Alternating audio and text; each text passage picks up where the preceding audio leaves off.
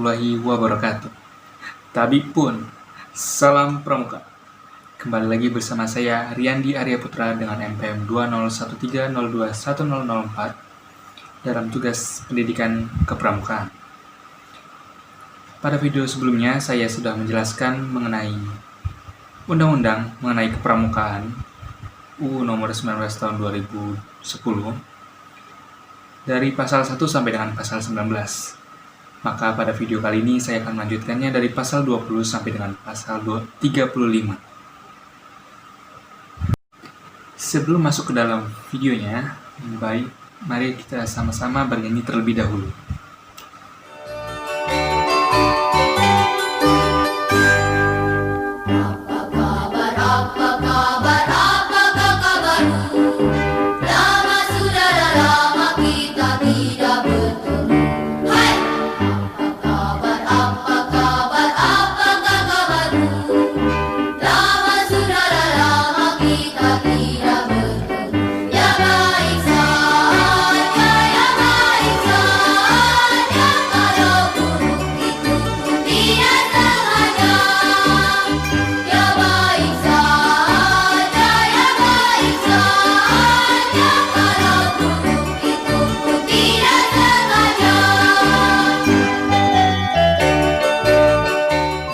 Masuk ke dalam pembahasan materi yang akan saya lanjutkan dari pasal 20.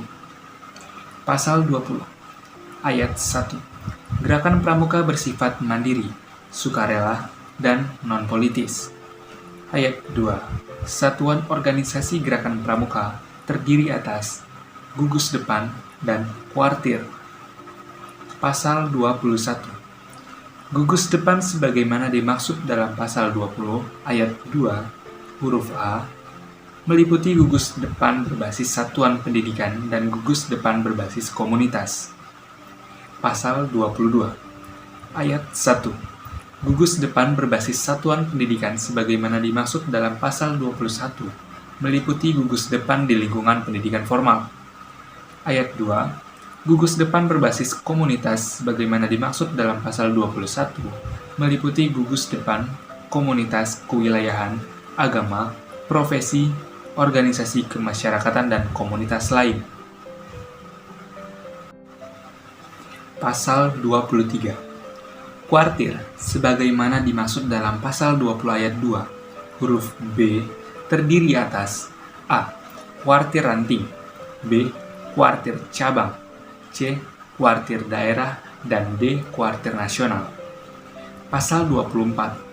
Gugus depan sebagaimana dimaksud dalam pasal 20 ayat 2 huruf A dibentuk melalui musyawarah anggota pramuka. Pasal 25 ayat 1. Gugus depan sebagaimana dimaksud dalam pasal 24 dapat membentuk kuartir ranting.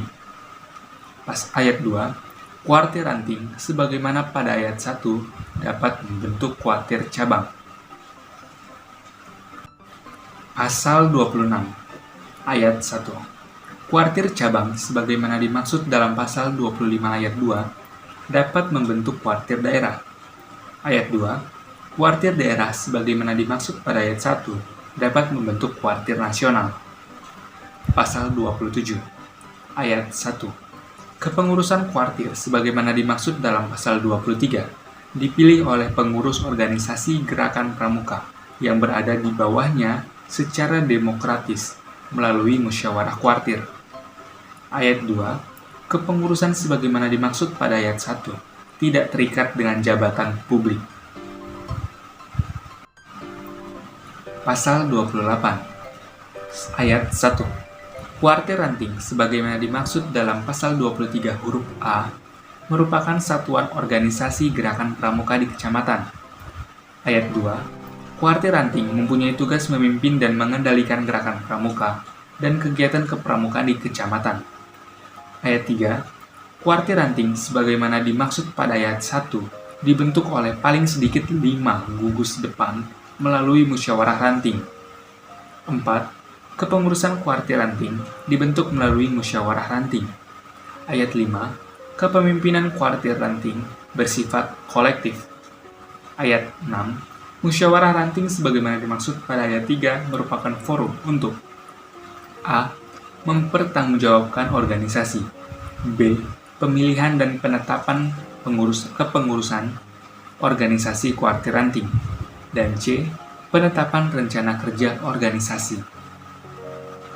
Selanjutnya, pasal 29, ayat 1. Kuartir cabang, sebagaimana dimaksud dalam pasal 23 huruf B, merupakan organisasi gerakan pramuka di kabupaten kota. Ayat 2. Kuartir cabang mempunyai tugas memimpin dan mengendalikan gerakan pramuka dan kegiatan kepramukaan di kabupaten kota. Ayat 3. Kuartir cabang sebagaimana dimaksud pada ayat 1 dibentuk melalui musyawarah cabang. Ayat 4. Kepengurusan kuartir cabang dibentuk melalui musyawarah cabang. Ayat 5. Kepemimpinan kuartir cabang bersifat kolektif. Ayat 6. Musyawarah cabang sebagaimana dimaksud pada ayat 3 merupakan forum untuk A. Mempertanggungjawabkan organisasi. B. Pemilihan dan penetapan kepengurusan organisasi kuartir cabang. Dan C. Penetapan rencana kerja organisasi. Pasal 30, ayat 1.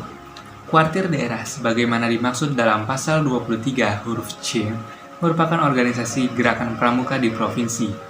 Ayat 2. Kuartir daerah mempunyai tugas memimpin dan mengendalikan gerakan pramuka dan kegiatan kepramukaan di provinsi. Ayat 3. Kuartir daerah sebagaimana dimaksud pada ayat 1 dibentuk melalui musyawarah daerah. Ayat 4. Kepengurusan kuartir daerah dibentuk melalui musyawarah daerah. Ayat 5. Kepemimpinan kuartir daerah bersifat kolektif. Ayat 6. Musyawarah daerah sebagaimana dimaksud pada ayat 3 merupakan forum untuk A. Mempertanggungjawabkan organisasi. B. Pemilihan dan penetapan kepengurusan organisasi kuartir daerah. Dan C. Penetapan rencana kerja organisasi. Masih terkait dengan kuartir. Pada pasal 31 berbunyi, ayat 1. Kuartir nasional sebagaimana dimaksud dalam pasal 23 huruf D merupakan organisasi gerakan pramuka lingkup nasional. Ayat 2. Kuartir nasional mempunyai tugas memimpin dan mengendalikan gerakan pramuka serta kegiatan kepramukaan lingkup nasional. Ayat 3. Kuartir nasional sebagaimana dimaksud pada ayat 1 dibentuk melalui musyawarah nasional. Ayat 4. Kepengurusan kuartir nasional dibentuk melalui musyawarah nasional. Ayat 5. Kepemimpinan kuartir nasional bersifat kolektif. Ayat 6. Musyawarah nasional sebagaimana dimaksud pada ayat 3 merupakan forum musyawarah tertinggi untuk A. Mempertanggungjawabkan organisasi. Pertanggungjawaban organisasi. B. Pemilihan dan penetapan kepengurusan organisasi kuartir nasional. C. Perubahan dan penetapan anggaran dasar dan anggaran rumah tangga. Dan D. Penetapan rencana kerja strategis organisasi. Berikutnya, kita masuk ke pasal 32. Ayat 1. Satuan organisasi gerakan pramuka sebagaimana dimaksud dalam pasal 23 huruf B, huruf C, dan huruf D sesuai dengan tingkatannya dapat membentuk A. Satuan Karya Pramuka. B. Gugus Dharma Pramuka. C. Satuan Komunitas Pramuka. D. Pusat Penelitian dan Pengembangan. E. Pusat Informasi dan atau F. Badan Usaha. Ayat 2. Ketentuan mengenai organisasi pendukung gerakan pramuka sebagaimana dimaksud pada ayat 1 ditetapkan dalam anggaran dasar dan anggaran rumah tangga.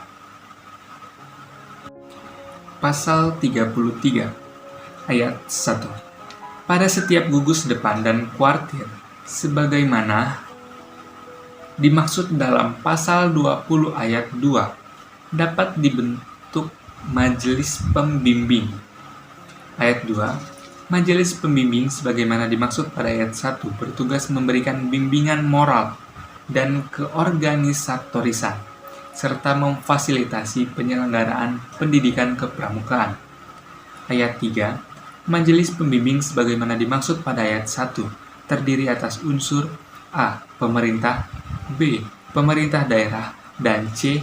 Tokoh masyarakat. Ayat 4.